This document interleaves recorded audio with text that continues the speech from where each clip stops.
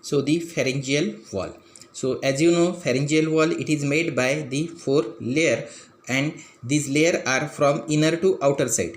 That is the innermost layer. This one, it is called, or it is made by the mucous membrane. The second layer, this one, outer side dot dot, it shows, that is the pharyngobasilar fascia.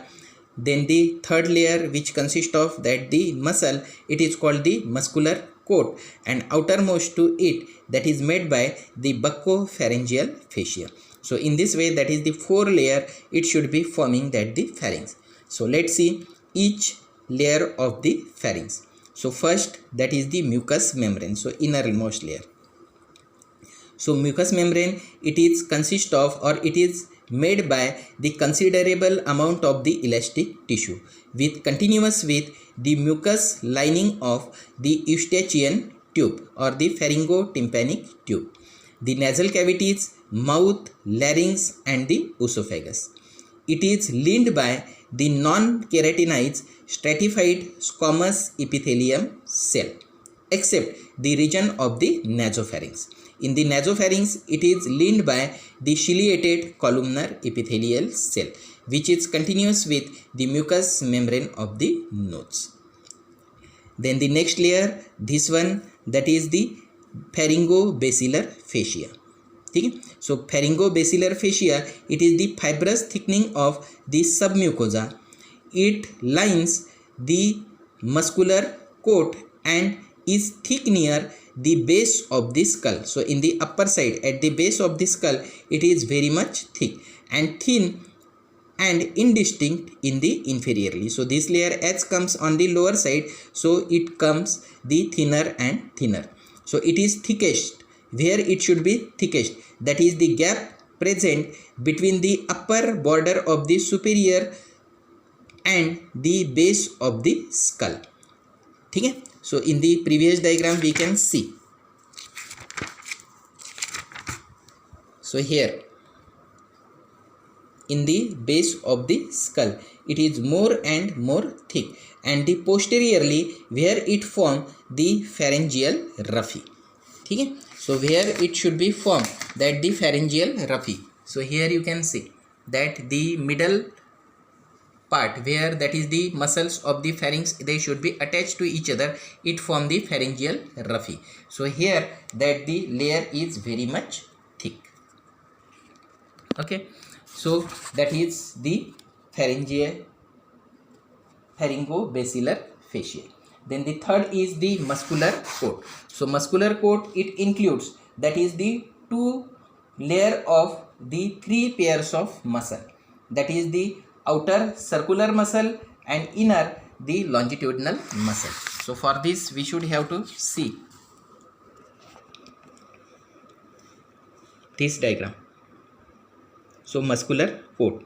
So outer circular muscle. This outer circular muscle, it is called the constrictor muscle, and these are in 3 pairs. That is here you can see, that is the 3 pairs, that is the superior constrictor muscle, this one, that is the middle constrictor muscle, and this one, that is the inferior constrictor muscle. And this muscle, they are arranged like the cup which is fixed into the one to another. So here in this diagram you can see, that is the cup like structure, that is one cup is fixed into the another cup that is fixed into the third cup. So in this way, that is the position of the muscle that should be present, constrictor muscle. So here in this diagram you can see, that is it is considered as the cup. So one muscle, it is fixed into the another muscle, this muscle that is fixed into that the another muscle. So these are the 3 pair of the constrictor muscle, that is the superior constrictor, the middle constrictor and the inferior constrictor muscle. Okay? Then the 3 longitudinal muscle, a pair of longitudinal muscle. So these are here in this diagram you can see, that is the 3 longitudinal muscle. So one is, that is the stylopharyngeus. Okay? So here you can see, that is the styloid process, and that should be inserted into the lamina of the thyroid cartilage. So that is the stylopharyngeus muscle. Then the second muscle, that is the palatopharyngeus muscle. So this one, palatopharyngeus. So it is originate from the two fasciculi of the posterior part of the palatine aponeurosis. So that is called the palatopharyngeus, and that should be inserted into that the lamina of the thyroid cartilage. So that is the palatopharyngeus. And the third one, that is the salpingopharyngeus. So here, salpingopharyngeus. So this muscle, it is originate from the auditory tube, and it should be inserted into that the lamina of the thyroid cartilage. So in this way, that is the three longitudinal muscles are present: the stylopharyngeus, the palatopharyngeus, and the salpingopharyngeus. Okay. After then, we should have to see that is the functions of the pharynx. So before starting the function, let's see the last layer of the pharynx, that is the buccopharyngeal fascia, outermost layer, which covered that the muscular layer. So buccopharyngeal layer is a conspicuous fascia which covers the outer surface of the constrictor muscle. In the upper part, it is also prolonged forwards to cover the buccinator muscle, and hence the name is given to the buccopharyngeal fascia. Above the upper border of the superior constrictor, it blends the pharyngobasilar fascia. Okay? Then the Waldeyer's ring. So here in this diagram you can see that is the Waldeyer's ring, this one. So Waldeyer's ring, it is the aggregation of the lymphoid tissue present underneath the epithelial lining of the pharyngeal wall called the tonsils, surrounding the commencement of air and food passages. These aggregations together constitute interrupted the circle called the Waldeyer's ring, which forms the facial features of the interior of the pharynx. The Waldeyer ring, it is formed by the following structure, that is the pharyngeal tonsil. So here you can see that is the pharyngeal tonsil. Then the lingual tonsils anteriorly, this one. Then the tubal and the palatine tonsils laterally. So here you can see that is the tubal tonsils, and here the palatine tonsils. And it is through that the Waldeyer ring prevents the invasion of the microorganism from entering the air and the food passage, and that help in the defense mechanism of the respiratory and the alimentary system. So that is the important function which is done by this Waldeyer's ring. After then, we should have to see that is the functions of the pharynx.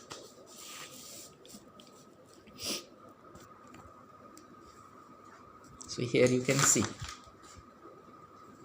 So first important functions which is done by the pharynx, that is the pathway for air and the food. So from this region, that is the air should be comes and enters into that the larynx and trachea, and from this region, that is the food it comes and enters into that the esophagus. So it should be controlling the passage of air and the food. Okay. Second function, that is it should be warming and give the humidifying that the air. Then the third one, the taste. The olfactory nerves present or ends into the epithelium of the oral and the pharyngeal part, and because of it should be help for the taste. Then the hearing, that is the eustachian opening that should be present into that the nasopharynx, and because of it should be also help for the hearing. Then the protection. So as we know, that is the fascia of Waldeyer and many lymphoid tonsils are present into that this pharynx. So it should be help for the protection and trap the microorganism in the food and into the air. And the last and the important function, that is it acting as a resonance chamber for the sound from coming out from the larynx, and it helps together with the sinus to give the voice of the individual. Okay? So that is the functions which is done by the pharynx. After then, we should have to see that is the blood supply of the pharynx.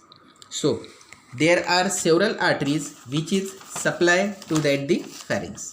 So first, that is the artery, it is the maxillary artery. ठीक है, that the branches of maxillary artery, these are the greater palatine and the pharyngeal artery. Second one, that is the ascending palatine and the tonsillar artery. Third one, that is the ascending pharyngeal artery, which is the branch of external carotid artery, and the laryngeal artery, which is the part of the external which is the branch of external carotid artery. ठीक है, so these artery which is supply to oxygenated blood to the pharynx.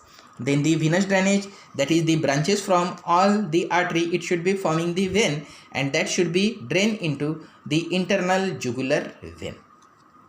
Then the nerve supply of, that is the pharynx. So for this we should have to see the diagram.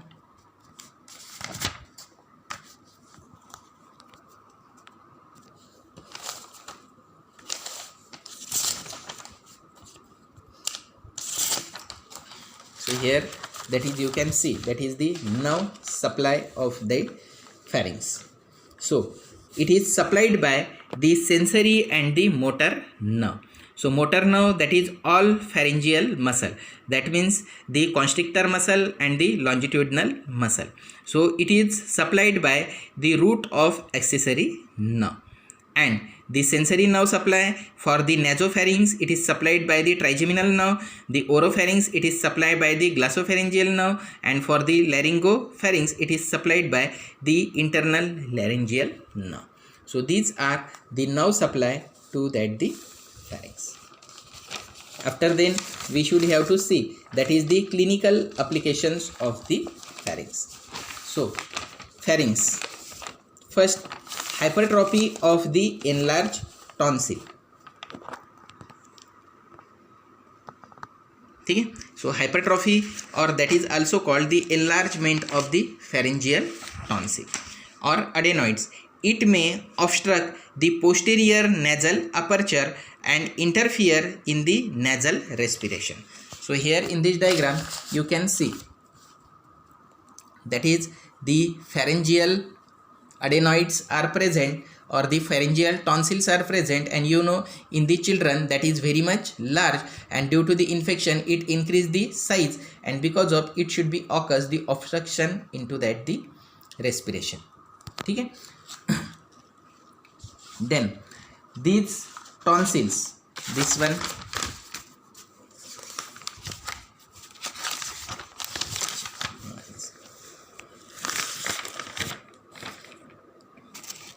so the tonsils are larger in the children and retrogresses after the puberty. So these are the pharyngeal tonsils, or the other mostly the pharyngeal tonsil, that is the large, and it should be retrogress after the puberty. The tonsils are frequently site of infection, especially in the children. ठीक है, so this one, and this infection spread into the peritonsillar abscess. ठीक है, so this tonsil, this tonsil, this tonsil, that may be occurs the peritonsillar abscess. Then the enlarged tonsils are surgically removed, mostly that is the palatine tonsil, that should be surgically removed, and this surgical procedure, it is called the tonsillectomy. ठीक है, then the pain of the tonsil, when the inflammation of the tonsil, that should be occur, and it occurs the pain. So that pain is refer to, that is the ear, due to the commonly supply to the glossopharyngeal nerve. ठीक है, then the next is the suppuration, means the formation of pus into the peritonsillar area, it is called the quinsy. That the clinical condition, that is the formation of pus into the peritonsillar area, this clinical condition, it is called the quinsy, and it should be drained by taking the incision at most prominent point of the abscess. ठीक है, then you know, that is the eustachian tube, which is from coming out from the middle ear, and that should be enters into that the nasopharynx. So, and in the children it is very much wide and the short. So whenever commonly infection is occurs into that the nasal cavity, it should be passes into that the ear through that the eustachian tube, and because of that is the otitis media that should be commonly occurs into that the children. Okay. Then the inflammation of the auditory tube, it is the secondary an attack of the common cold of the causes pain in the ear and aggravate during the swelling. So that is also the clinical importance related with that the pharynx. So these are the pharynx.